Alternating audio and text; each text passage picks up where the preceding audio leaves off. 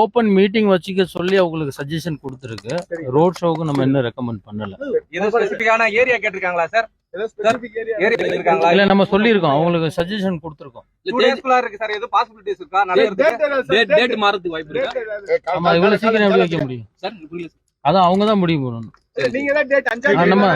நம்ம டிலே பண்ண சொல்லியிருக்கோம். அனுமதி இல்ல, நம்ம ரெக்கமெண்ட் பண்ண.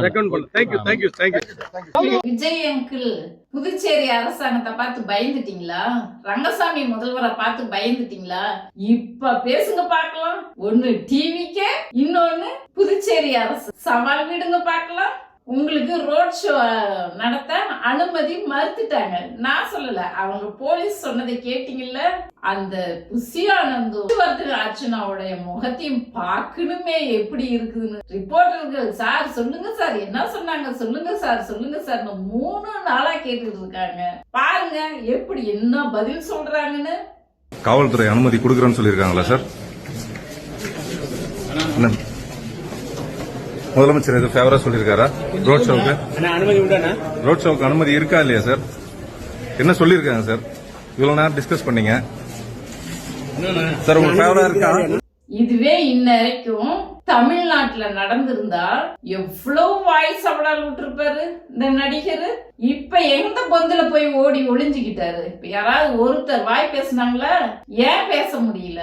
சிபிஐ கிட்ட கேஸ் மாட்டிக்கிச்சுட்டு தானே இப்ப பேசியிருந்த உங்க கொள்கை எதிரியை எதிர்த்து புதுச்சேரியில உங்க கொள்கை எதிரியோட கூட்டணி ஆட்சி தானே நடக்குது. ஏன் ரோட் ஷோவுக்கு அனுமதி கொடுக்கல? பேசுனீங்களா? உண்மையிலேயே உங்களை பார்த்து எல்லாருமே பயப்படுறாங்க. டிவிகேவை பார்த்து அந்த புதுச்சேரி அரசாங்கத்தோட சபாநாயகர் என்ன பேட்டி கொடுத்தாருங்க பாத்தீங்களா? அதையும் காட்டுற பாருங்க. அதெல்லாம் அந்த ரோட் ஷோவை தவிர்த்தலாம் என்பது என்னுடைய வேண்டுகோளாக வைக்கிறேன். நான் நம்முடைய முதலமைச்சருக்கும் அந்த வேண்டுகோளை வச்சிருக்கேன். தாவேகாவுடைய தலைவர் விஜய் அவர்களுக்கும் இந்த ரோட் ஷோவை புதுச்சேரியில் தவிர்த்துட்டு ஒரு மிகப்பெரிய பொதுக்கூட்டம் நடத்துங்க. அதற்கான உத்தரவை இந்த புதுச்சேரி அரசாங்கம் வழங்கும். அதில் எந்த ஒரு மாறுபாடும். என்ன சொல்றாரு? கரூர் சம்பவம் நடந்து இப்பதான் நடந்தது, மீண்டும் அந்த மாதிரி ஒரு சம்பவம் நடக்க கூடாது. இன்னொரு ரொம்ப முக்கியமான விஷயத்த சொல்றாரு. தமிழ்நாட்டுல இருக்கிற மாதிரி ரோடு வசதிகள், அகலமான ரோடுகள்லாம் இங்க கிடையாது. அதனால இங்க ரோட் ஷோ நடத்த முடியாது. ரோடு வசதிகள் தமிழ்நாட்டுல நல்லாவே இருக்குன்னு உங்க கொள்கை எதிரி பிஜேபியோட கூட்டணி ஆட்சியை நடத்தக்கூடிய அந்த ஆட்சியில இருந்து ஒருத்தர் சொல்றாங்க தமிழ்நாடு அளவுக்கு அங்க ரோடு வசதிகள் இல்லை என்று. நீங்க எல்லாம் தமிழ்நாடோட ஸ்ட்ரக்சர் பத்தியும் கட்டமைப்பை பத்தியும் நீங்க எல்லாம் பேசுறீங்களா? இப்ப எல்லாம் எங்க ஓடி ஒளிஞ்சிங்க நீங்க? இப்ப ஏன் கேள்வி கேட்கல? சிபிஐ கிட்ட கேஸ் மாட்டிக்கிச்சு. அவங்கள உங்க கொள்கை எதிரிய கட்சி ஆரம்பிச்சதுல இருந்து இன்னைக்கு வரைக்கும் வாய் திறக்க முடியல. இப்ப சவால் விடலாம் இல்ல? எங்களை பார்த்து பயந்துகிட்டீங்களா? நாங்க பதில் சொல்லுவோம். எங்க நண்பி இருக்காங்க, எங்களுக்குன்னு ஒரு மெஜாரிட்டி இருக்குது. வாய் பேசுங்க பார்க்கலாம். என்ன விஜய் அங்கிள், இவ்வளவுதானா உங்க தைரியம்? இவ்வளவுதானா உங்க துணிச்சல்? எங்க போனீங்க இப்ப சொல்லுங்க பார்க்கலாம். நான் ஒன்னு ஆபீஸ்ல தான் இருப்பேன், இல்ல நான் வீட்டுல இருப்பேன். சொல்லுங்க பார்க்கலாம். உங்க நண்பி எல்லாம் எங்க போனாங்க? எல்லாம் வாய் பேசிட்டு இருந்தாங்களே, இப்ப எல்லாம் பேச சொல்லுங்க. உங்களுக்கு திமுக அரசாங்கத்தை மட்டும் எதிர்த்து கட்சி ஆரம்பிச்ச நாள்ல இருந்து இன்னைக்கு வரைக்கும் வெறுப்பு அரசியலை தானே பேசிட்டு இருக்கிறீங்க.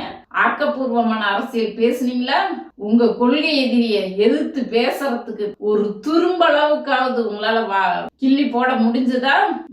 உங்க துணிச்சல் அதெல்லாம் சினிமாவில தான் போய் 4 பேர்த்த அடிக்கிற மாதிரியும் ஃபைட் பண்ற மாதிரியும் காட்டுறது. அது சினிமா, இது ரியல். துணிச்சல்னா உங்க தைரியம் எங்க போச்சு? இப்ப எங்க போச்சு? உங்க பிஜேபி இருக்கிற சப்போர்ட்ல தமிழ்நாட்டுல ஆடிக்கிட்டு இருந்தீங்க. இப்ப ஏன் அது ஒரு சின்ன யூனியன் பிரதேசம் தானே புதுச்சேரி. அந்த முதல்வரை பார்த்து கூட உங்களால பேச முடியலையா? இதுதான் உங்க துணிச்சலா?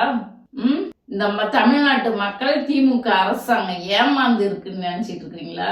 உங்க கட்சிய அந்த யூனியன் பிரதேசமா இருக்கிற அந்த உங்க கட்சிய மதிக்கல.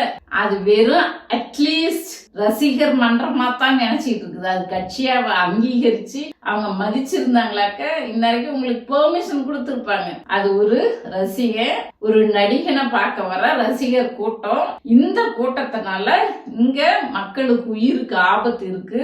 அதனால இவங்களுக்கு அனுமதி, ரோட் ஷோக்கு அனுமதி கொடுக்க முடியாது. அந்த அர்த்தத்துலதான் உங்களுக்கு ரோட் ஷோ மறுக்கப்பட்டது. அதத்தான் புதுவை சபாநாயகரும் சொல்லியிருக்கிறாரு. இப்பயாவது தெரிஞ்சுக்கிறீங்களா உங்க கட்சியோட லட்சணம் என்னன்னு? செங்கோட்டையன் சேர்ந்துட்டா உங்க கட்சிக்கு அரசியல் அடையாளம் வந்ததுன்னு குதிச்சிங்க. உங்க கட்சிக்கு என்னைக்கே அரசியல் அடையாளம் வர போறதில்ல. ஏன்னா இந்த தற்குறி ரசிகர்கள் இருக்கிற வரைக்கும் மக்களுக்கு ஆபத்து, ஆபத்து தான். மக்களுக்கு ஆபத்து, ரசிகர்களுக்கு ஆபத்து, ரசிகரால தலைவனுக்கு ஆபத்து, எல்லோருக்கும் ஆபத்து இருக்குது. நீங்க இந்த தற்குறி கூட்டத்தை கொள்கைப்படுத்தாம தற்குறி தலைவனை வச்சுக்கிட்டு இந்த கட்சியை உங்களால நடத்த முடியாது. அட்லீஸ்ட் ஒரு ரோட் ஷோவே பண்ண முடியல. உங்களால வேற என்ன செய்ய முடியும்? மக்களுக்கு ஒரு பிரச்சனைனா ரோட்ல நிக்க முடியுமா? இப்ப வெள்ளம் வந்துருச்சு சென்னையில. முதல்வர், துணை முதல்வர், மேயர், எம்எல்ஏ, எம்பிஸ் எல்லாம் ரோட்ல நின்னு மக்களை மீட்கும் வேலையை செஞ்சிட்டு இருக்காங்க. விஜய் நாளைக்கு வருவாரா? இந்த மாதிரி வேலை செய்ய வருவாரா? எப்படி வருவாரு? பயந்துகிட்டு ஓடி ஒளிஞ்சுக்குவாரு. இப்ப மக்கள் கதி என்ன ஆகுறது? ரசிகர் பட்டாளம் தான் சிந்திக்கணும். நடிகனை எங்க வைக்கணும், தலைவர்களை எங்க வைக்கணும்னு ரசிகர்கள், மக்கள் சிந்திக்கணும். என்ன அங்கிள் சொல்றது சரிங்களா? இப்ப பேசுங்க, சவால் விடுங்க, சவால் விடுங்க, பார்க்கலாம் இப்போ புதுச்சேரி முதல்வர்கிட்ட. நன்றி, வணக்கம்.